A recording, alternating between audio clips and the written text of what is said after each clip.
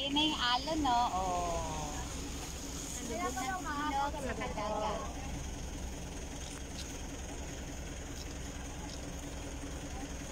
Sabangan! Malamang!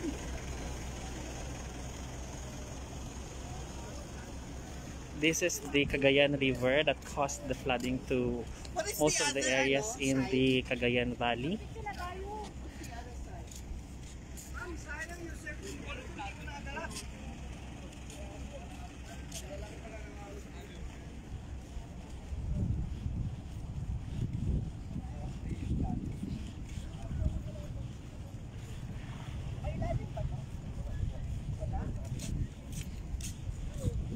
Walang ilalim yan, Rolly. Kasi kung may ilalim ng kanina, barutaw kaya. Ma'am Weng. Yan na po ang dagat. Dito na po. Dito dagat na dito. Hi! Kasi ito po yung galing ng Hi! Andito kami ngayon sa Apari. Cagayan River. Port of Apari. Cagayan River. Ito yung Cagayan River. Ito yung Mga lamig.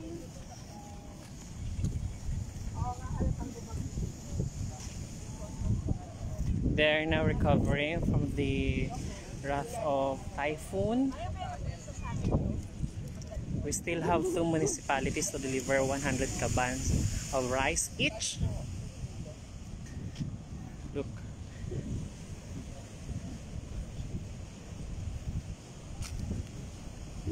Ito po ang situation ngayon ng bukana or ng dagat po dito sa may Apari. Pinakadulong Apari, Cagayan po ito. Ito na po yung pinakadulong bayan sa Cagayan.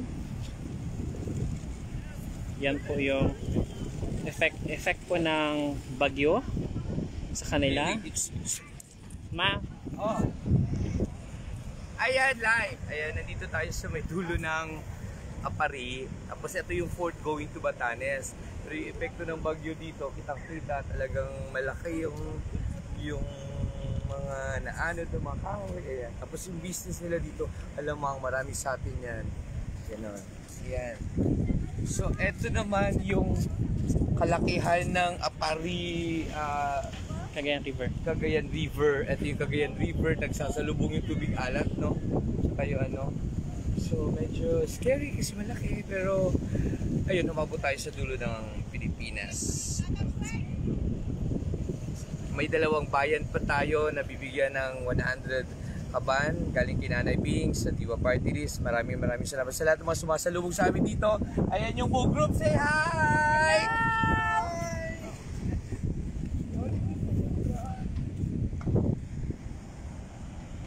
So, we will keep on posting sa One Botolan Magkamiha official page na mga kaganapan sa pagdadala natin ng tulong ng bayan ng Botolan sa pangunguna ng ating Mayor Nanay Bing Maniquis sa mga naapektuhan ng baha dito sa Cagayan Province.